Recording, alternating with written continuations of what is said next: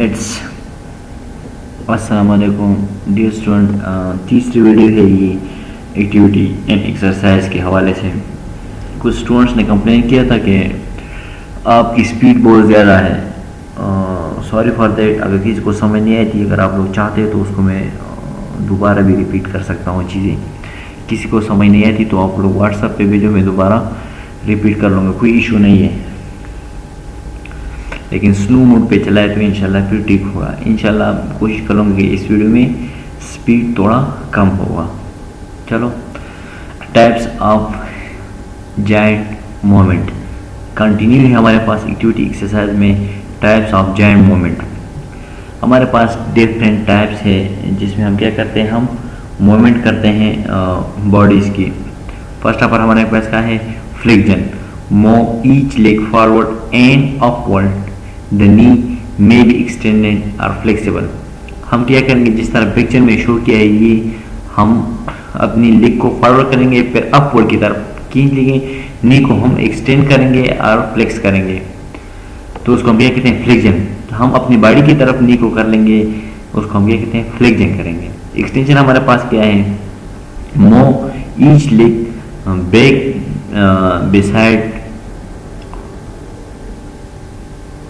Beside the other. हम body से away की तरफ लेके जाते हैं, मतलब हमने फ्लेक्स किया था, फ्लेक्शन से हम पीछे की तरफ लेके जाते हैं, उसको हम क्या कहते हैं, एक्सटेंशन। जिस तरह हमारे पास ये इसी में शो किया है। फिर हमारे पास क्या है, hyper extension. Move each leg back behind the other. हम क्या कहते हैं, बैक बिहाइंड, हम दूसरी की तरफ लेके जाते हैं, उसको हम क्या कहते हैं, हाइपर एक्सटेंशन। इसके पास हमारे पास है abduction. Abduction means move each leg out of the side, उसको हम क्या कहते हैं, एबडक्शन। मतलब हम अवे करते हैं लेग को अपनी बॉडी से बाहर की तरफ लेके जाते हैं। फिर हमारे पास एडक्शन है।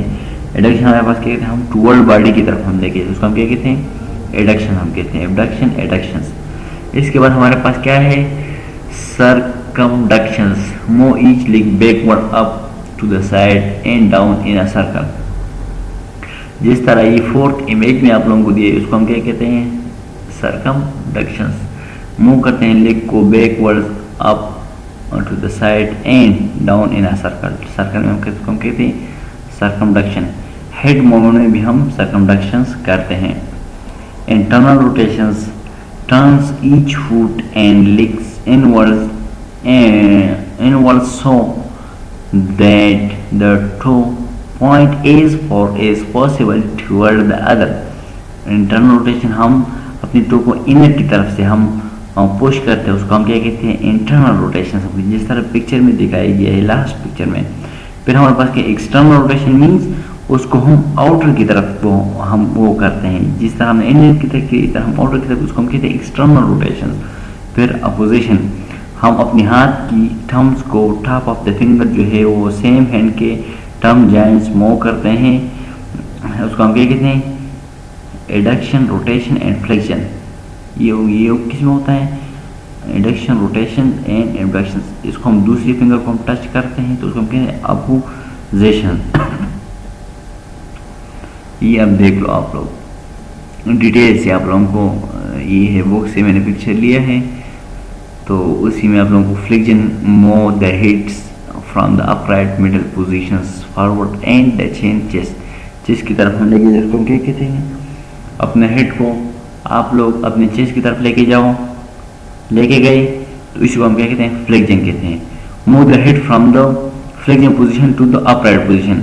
अब आप लोग फ्लेक्शन से अपराइट पोजीशन तक लेके जाओ, जहाँ पर आप लोग लेके गए थे उससे वापस कर लो, तो उसको हम क्या कहते हैं, एक्सटेंशन हम कहते हैं।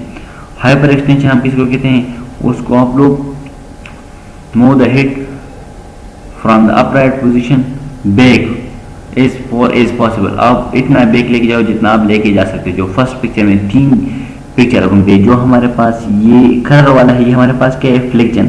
कलर वाले के पास भी हमारे पास नॉर्मल पोजीशन जो हमारे पास क्या है, एक्सटेंशन। उसके बाद जो है हमारे पास पीछे की तरफ जो है, इसको हम कहते हैं हाइपर एक्सटेंशन। मतलब फर्स्ट पिक्चर में हमारे पास 3 पोजीशन है दिए गए हैं। फिर उसके बाद में lateral flexion. Move the head laterally to the right और लेफ्ट शोल्डर। अगर हम अपना हेड लेफ्ट या राइट की तरफ रोटेट करते हैं तो उसको हम क्या कहते हैं, लेटरल फ्लेक्शन। अभी आप सब अपने हेड को अपने कंधे की तरह मिलाओ, इस तरह, उसको हम क्या कहते हैं, राइट साइड पे राइट लेटरल फ्लेक्शन, अगर लेफ्ट साइड पे लेफ्ट लेटरल फ्लेक्शन हम कहते हैं। उसके बाद हमारे पास क्या है, रोटेशन मीन्स आप अपनी turn the face as far as possible to the right hand side, अपनी फेस को जितना आप राइट साइड की तरफ कर सकते हो उतना आप लेफ्ट साइड की तरफ कर लो, रोटेट कर लो अपने हेड को, कर लिया। इसी को हम क्या कहते हैं, रोटेशंस कहते हैं। Ball and socket joint. Shoulder में हमारे पास कौन सी जॉइंट है, आप लोगों ने एनाटॉमी में पढ़ा होगा, बॉल एंड सॉकेट जॉइंट है हमारे पास। इसके बाद हमारे पास क्या है, फ्लेक्शन, जिस तरह हमने ऊपर भी पढ़ा। ये हमारे पास बॉडी के डिफरेंट पार्ट्स के मूवमेंट है। पहले हमारे पास किस में था, नेक पाइवट जॉइंट में, हमारे पास नेक के जॉइंट में था। इसके बाद हमारे पास shoulder, ball and socket joint में हमारे पास। अब एमसीक्यूज में आ सकते हैं किस तरह कि circumduction is possible in which of the following joint, तो हम कौन सा लिखेंगे, ball and socket joint. Who will summarise. Summarise का मतलब ये है कि जितने भी टर्मिनोलॉजी हमने पढ़े हैं, फ्लेक्शन है, एडक्शन है, एबडक्शन है, रोटेशन है, ये सब आप लोग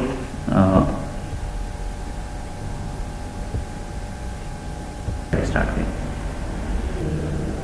अच्छा डियर ऑल स्टूडेंट, जिस तरह हमने प्रीवियस स्लाइड में पढ़ा कि हम इसको बॉडी की जितनी भी जॉइंट है वो डिफरेंट मूवमेंट करते हैं, पोजीशनिंग करते हैं। तो आप लोग इस तरह कर लो कि ये पोजीशनिंग जितनी भी है आप लोग इसको लिखो अपने साथ, और साथ में आप लोग देख लो कि कौन से जॉइंट में कौन सी मूवमेंट होती है। तो वो आप लोग सब अपने पास लिखो, फिर मुझे सेंड कर लो। ये एक छोटा सा असाइनमेंट हुआ आप लोगों का। ओरली मैं बता रहा हूँ कि छोटा सा असाइनमेंट हुआ, सब जितनी भी जॉइंट की मूवमेंट हो वो लिखो, और कौन कौन से जॉइंट में वो हो मूवमेंट पॉसिबल है, साथ में ये भी लिखो। आगे हम चलते हैं, principle of gravity that effect balance. हमारे पास ग्रेविटी में कौन से प्रिंसिपल है जो इफेक्ट करता है हमारे बैलेंस को, बॉडी बैलेंस को। Always maintain the centre of gravities of an object with in its base of the support. हमेशा एक ऑब्जेक्ट है हमारे पास, एक थिंग्स है, उसका एक बेस होता है, वही बेस जो होता है वो उसको क्या कहता है, सपोर्ट देता है। BO इस means base of support, COG means centre of gravity, centre of gravity को मेंटेन करने के लिए एक बेस होता है, तो वो इसको सपोर्ट है। जिस तरह हमारे पास एक ग्लास है, ग्लास का बेस कौन सा है, जो ज़मीन पे रखते हैं हम वही है उसका बेस है, जो ऊपर हिस्सा है वो उसका हेड है, तो वही हमारे पास मेंटेन करता है ग्रेविटी को।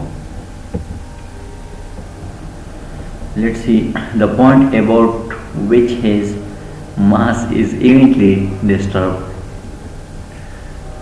The balance point are a point from which the weight of a body or a system may be considered to act in uniform gravity. It is the same as the center of mass.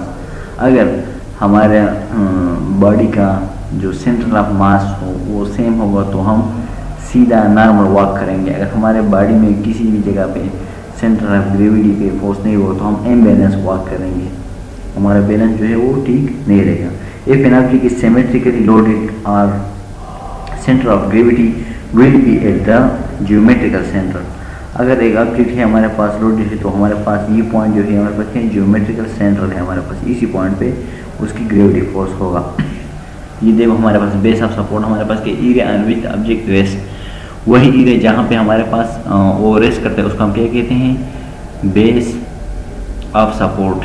अब हमारे पास ये book है, book का base of support हमारे पास क्या है, ये उसकी जो निचली हिस्सा है, ये आप लोग देख सकते हो, ये हमारे पास क्या है, सपोर्ट है।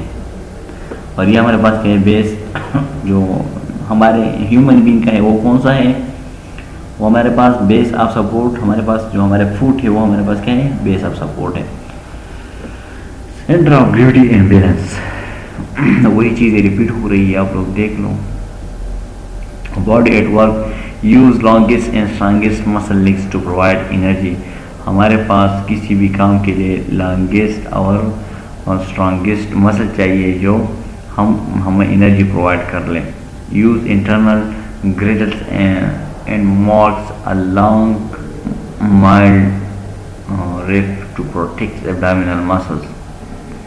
Keep the feet apart from a wide base of support. Push and pull or roll the object when possible. अब डिपेंड करता है कि एक ऑब्जेक्ट है वो हमारे पास कितना हेवी है। अगर एक ऑब्जेक्ट हमारे पास बहुत ज़्यादा हेवी है तो हम क्या करेंगे, उसको हम रोल कर लेंगे, हम उसको उठाएंगे नहीं। क्यों? हमारे एब्डोमिनल मसल को फोर्स करेगा, हमारे जो बैक की मसल है, स्पाइनल कार्ड है, उस पर फोर्स आएगा तो वहाँ पे डैमेज होगा। तो इसी वजह से बीइंग अ नर्स हमें डिफरेंट पोजीशन का पता होना चाहिए कि कौन सी पोजीशन में हमें बैठना है, कौन सी पोजीशन में हमें पेशेंट को उठाना है, ताकि हम अपनी बॉडी का भी ख्याल रखें, साथ में हम पेशेंट्स के भी ख्याल रखें। अपने बॉडी का ख्याल हम किस तरह रखेंगे? हम इस तरह रखेंगे कि हम पेशेंट को हम लिफ्ट करते हैं, उठाते हैं, तो हम पाँव को एक साथ हम जोड़ के हम नहीं उठाएंगे, हम पाँव में थोड़ा सा फासला रखेंगे, हम तब उठाएंगे। या पेशेंट है ज़मीन पे पड़ा हुआ है, हम उसको उठाते तो हम पाँव को, एक पाँव को हम आगे करेंगे, दूसरे को हम पीछे करेंगे, तो तब हम पेशेंट को उठाएंगे। जिस तरह पिक्चर में आप लोगों को इमेज दिया है, तब हमारे बॉडी पे इफेक्ट नहीं होगा। अदरवाइज अगर हम इस तरह डायरेक्ट किसी भी ऑब्जेक्ट को उठाते तो हमारे बैक पेन होगा या हमारे एब्डोमिनल मसल को भी पेन होगा। तो इसलिए हम चीज़ों को तरीके से उठाएंगे तो ईजी होगी। ये देखो हमारे पास डिफरेंट इमेजेस हैं।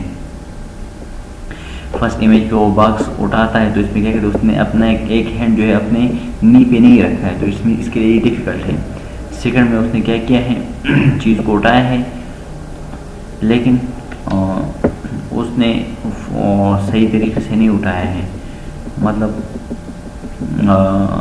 जो नी है, फुट है, वो खुले भी नहीं है, और साथ में वो जो सामने सपोर्ट है उसके साथ भी नहीं लगे हुए है। तो इस वजह से ये तीसरा जो पिक्चर है द लेफ्ट, हम चीज़ को किस तरह उठाएंगे तो उसका पूरा प्रोसीजर उन्होंने बताया है। अगर हम चीज़ को इस तरीके से उठाएंगे तो हमारा बैक एक नहीं होगा, हमें कोई मसल नहीं होगा, हमारे लेग हिप नीज मसल जो है वो स्ट्रेट रहेंगे लिफ्टिंग के लिए। Avoid twisting and stretching muscle को ट्विस्टिंग और स्ट्रेचिंग से हम क्या करेंगे, मना करेंगे। हमें ऑब्जेक्ट को हम उठाते हैं तो हम पूरा रोटेट होंगे, यही नहीं कि हमारे फुट जो है वो रोटेट ना हो जाए और हमारे अपर बॉडी जो है वो रोटेट हो जाए। तो इससे क्या हो गया, आप लोगों की मसल की ट्विस्टिंग स्ट्रेच मसल हो जाएंगे, तो फिर आपको स्प्रिंग और स्ट्रेन वही चीज़ें की भी हो जाएंगी। प्रिंसिपल ऑफ बॉडी मैकेनिज्म, ये आप लोगों को असाइनमेंट दिया, उसी में आप लोग पढ़ लो। ये कुछ प्रिंसिपल है। नर्सिंग डायग्नोज, ये हमारे पास क्या है, नर्सिंग डायग्नोज है, लेकिन 2 कंपोनेंट्स है, 3 कंपोनेंट्स नहीं है। पहले आप लोगों को मैंने कहा था कि 3 कंपोनेंट्स किस तरह है, 2 कंपोनेंट्स किस तरह है। रिवाइज कर लो, शाबाश। First of all first component कौन सा है हमारे पास, problems. Second related to, third as evidence by. ये 3 कंपोनेंट्स है हमारे पास नर्सिंग डायग्नोज के, लेकिन यहाँ पे हमने 2 कंपोनेंट्स दिए हैं। कौन कौन से, activity and tolerance related to imbalance between oxygen supply and demand, impair physical mobility related to decreased muscle mass, risk of discuss syndromes related to immobilities, self-care deficit related to immobilities। ये different है हमारे पास, किस चीज़ के साथ related हैं, activity and exercise के साथ। Alter health maintenance related to inadequate health practice, risk for fall related to muscle weakness है तो उसको रिस्क है कि वो फॉल हो जाए। रेंज ऑफ मोशन हमारे पास क्या है, हम पेशेंट को एक्सरसाइज करेंगे। रेंज ऑफ मोशन में जितने भी हमने मूवमेंट पढ़े हैं, मैंने जिस तरह उनको असाइनमेंट दिया है छोटा सा, कि आप लोग हर एक जॉइंट की आप लोग देख लो कि बॉल एंड साइकिल के जॉइंट जहाँ पे उसकी कौन कौन से मूवमेंट पॉसिबल हैं, तो इस हिसाब से हम फिर से वही मूवमेंट पेशेंट को देंगे। अदरवाइज वही मूवमेंट नहीं देंगे जो पॉसिबल नहीं है। अगर फ्लेक्शन पॉसिबल है तो हम फ्लेक्शन करेंगे, एक्सटेंशन पॉसिबल है तो हम एक्सटेंशन करेंगे, अगर हाइपर एक्सटेंशन पॉसिबल है तो हम हाइपर एक्सटेंशन करेंगे, अगर पॉसिबल नहीं तो हम नहीं करेंगे। हम करते तो वहाँ पे क्या होगा, फ्रैक्चर आएगा या स्प्रिंग होगा या स्ट्रेन होगा। इस वजह से फिर हम ये चीज़ें नहीं करेंगे, तब करेंगे जब पॉसिबल होगा। Each joint is placed through its full function motion होगा। Patient family education, staff development and awareness about body mechanism. Patient family education हम करेंगे, स्टाफ डेवलपमेंट जो है हम अवेयरनेस देंगे अबाउट बॉडी मैकेनिज्म को, हम जो है अवेयरनेस देंगे। ये हमारे पास के असिस्टेड एम्बुलेशंस, कुछ चीज़ें हैं हमारे पास, इसको हम इसके थ्रू हम क्या कहते हैं पेशेंस अपने आप को एम्प्रूव एक से दूसरे जगह जाने में सपोर्ट दे रहा है पेशेंस को। समरी की पॉइंट समराइज कर लो आप लोग। Range of motions extend to design can move, जिस तरह मैंने बोला एक्टिव है पैसिव है। अच्छा असाइनमेंट के लिए आप लोग आ जाओ, आप लोग असाइनमेंट लिखो डिटेल से। फर्स्ट ऑफ ऑल हमारे पास explain the types of exercise. Exercise के हमारे पास जो टॉपिक्स हमने पढ़े थे उसको आप लोग क्या कर लो एक्सप्लेन कर लो, लिखो। साथ में define posture and its type. Posture हमारे पास क्या है, उसके टाइप्स क्या है। Define gesture and its types, define body alignment and its types, define sprain and strain, gait of the body. ये सब क्वेश्चन है, उस क्वेश्चन को आप लोग डिटेल से लिखो, एग्जाम्पल भी दे दो साथ में विदाउट एग्जाम्पल। और लास्ट बात रेफरेंस लिखो, जहाँ से आप लिखते हो उसका बुक से लिखते हो तो बुक नेम, साथ में चैप्टर नंबर, साथ में पेज। अगर आप लोग नेट से लिखते हो तो नेट का जो डेटा है उसी को आप लोग अपने साथ ऊपर लिखो, क्योंकि नेट पे कुछ चीज़ जो है वो गलत भी होगी, ऑथेंटिक नहीं होती। उस वजह से आप लोग क्या करो ऑथेंटिक चीज़ों को दे दो। ये हमारे पास रेफरेंस है जहाँ से लिए गए हैं। जिस तरह ये रेफरेंस दिया है कि ये लेक्चर कहाँ से बनाए हैं, PK to fundamental nursing standard and practice second edition PP 953 to 968, इन पेजेस के बीच में से ही बनाया है USA से। तो इसलिए आप लोग भी इस तरह रेफरेंस दिया करो अपने असाइनमेंट के एंड में। Thank you, best wishes, best of luck. अगर कोई भी टॉपिक समझ नहीं आती तो एक पॉइंट की क्लास जिस टाइम है उस टाइम आप लोग मेरे व्हाट्सएप पे या जीमेल पे आप लोग मुझे मैसेज कर लो, मैं आप लोगों को आंसर कर लूँगा। स्क्रीनशॉट ले लो, कोई भी स्लाइड की समझ ना रही, कोई एक्स्ट्रा क्वेश्चन हो तो आप लोग पूछ सकते हो। Good luck, best wishes, hopefully you will understand.